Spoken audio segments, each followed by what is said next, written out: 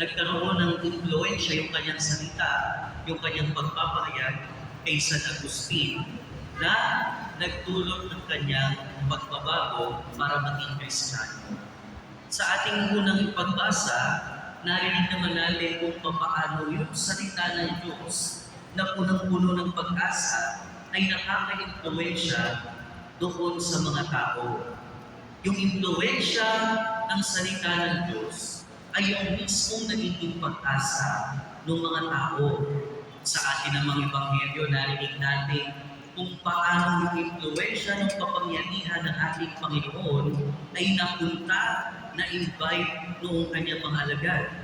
Na ang naging resulta, sila mismo ay yung naging extension, sila mismo yung naging instrumento ng pagpapagaling ng ating Panginoon.